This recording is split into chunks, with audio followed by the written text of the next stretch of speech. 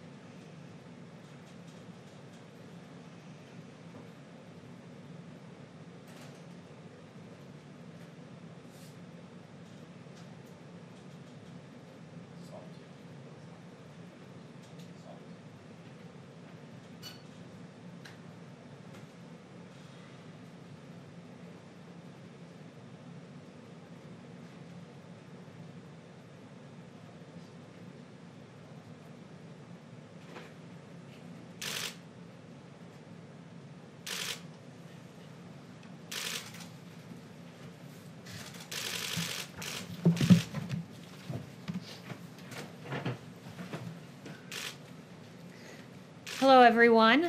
The front page of the New York Times is not the venue for discussing classified information. The White House podium is not the venue for discussing classified information. We are here today having this discussion because of an irresponsible, anonymous leak to the New York Times. There is no good scenario as a result of this New York Times report. Who's going to want to cooperate with the United States intelligence community? Who's going to want to be a source or an asset if they know that their identity could be disclosed? Which allies will want to share information with us if they know that some rogue intelligence officer can go splash that information on the front page of a major U.S. newspaper? Specifically, there are two bad scenarios that emerge from this report. Number one, this report makes it more difficult to come to a consensus on this matter to verify intelligence. And number two, this level of controversy and discord plays directly into the hands of Russia and unfortunately serves their interests. Since before President Trump assumed office, damaging and oftentimes erroneous leaks seeking to undermine or delegitimize the duly elected president have been published.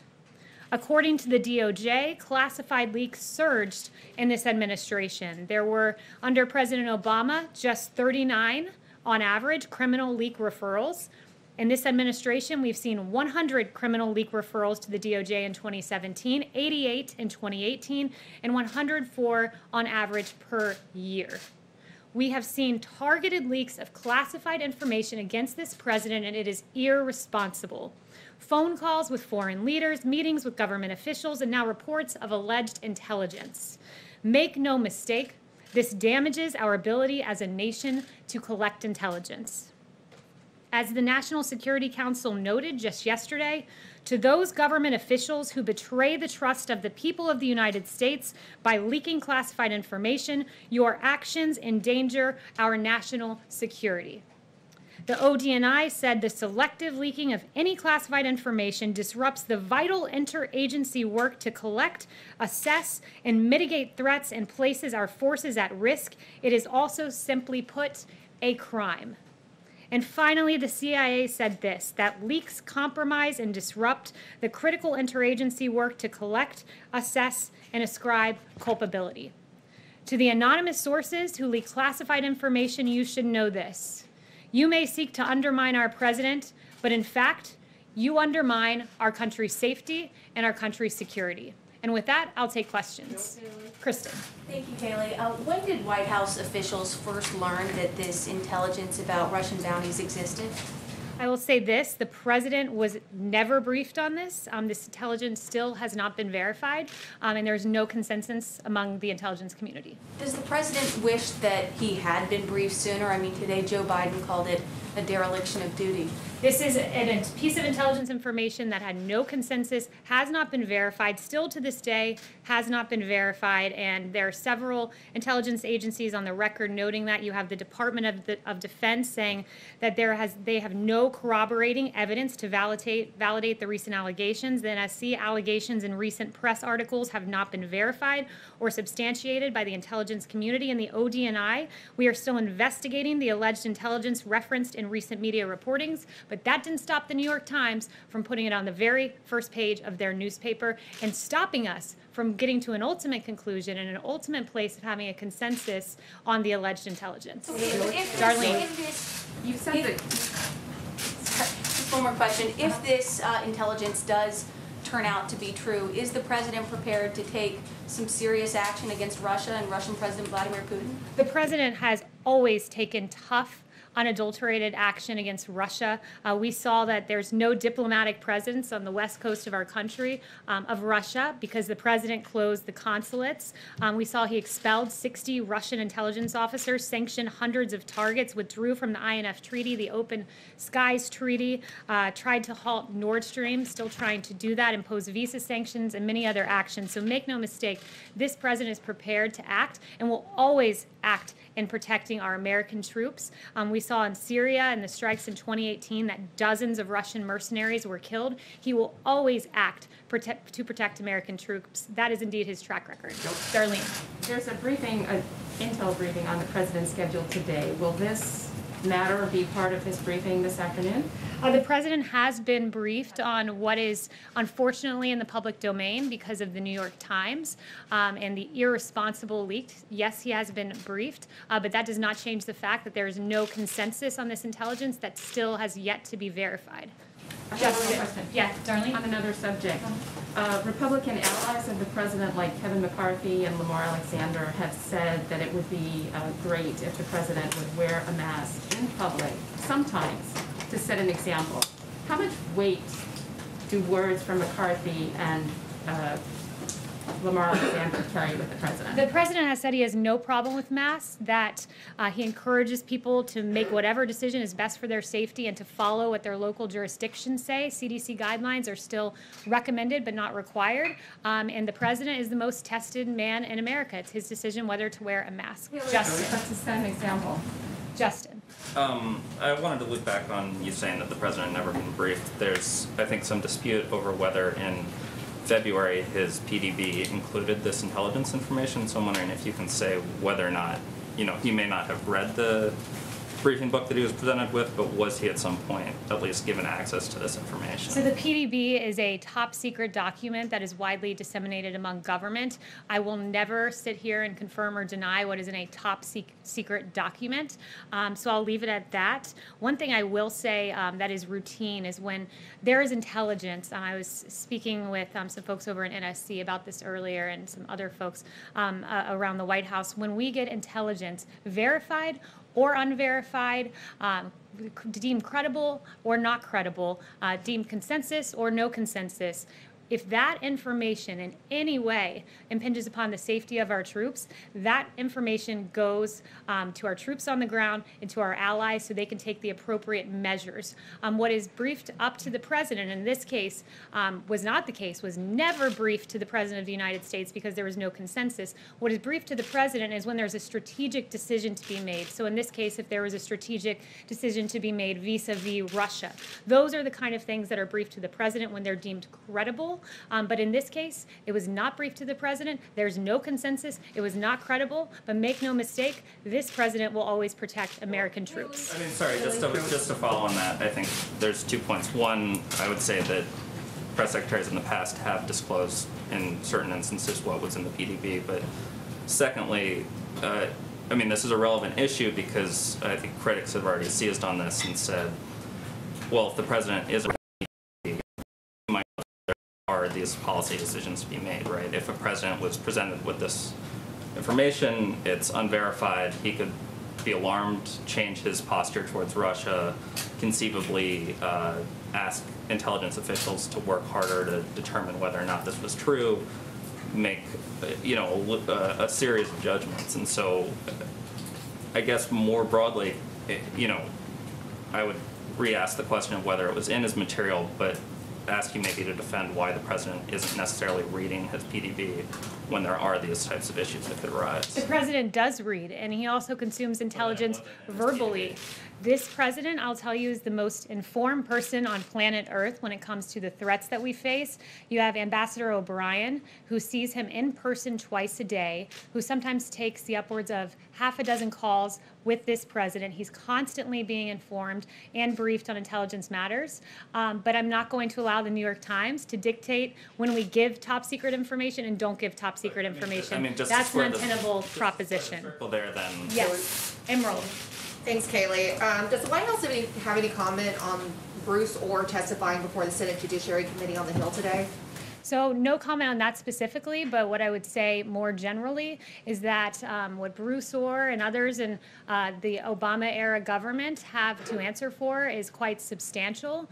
When you had a dossier full of lies weaponized against this president, Bruce Orr's wife, of course, being involved in the creation of that dossier, which was funded by the Democrat National Committee and in coordination with the Hillary Clinton campaign and was used to spy on the Trump campaign to be the basis for 2 FISA warrants to launch a 3-year investigation into Russia collusion that ultimately ended in an exoneration of this president and an immense waste of taxpayer dollars, Mr. Orr and many others have a whole lot of questions to answer for. Why was it behind closed doors? Why wasn't it televised given the public interest in these players in the Russia investigation? That would be a question for Congress, but I think the public deserves to know Mr. Orr's answers on those matters. And then one more, if I may. Opened about leakers.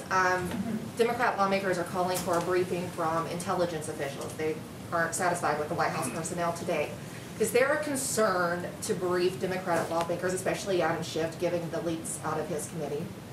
Look, I mean, I think that Democrats should come forward in good faith, and if anyone has politicized intelligence, we've had the New York Times acting entirely irresponsibly, and you have the Democrat Party politicizing this information, which I think is absolutely disgraceful.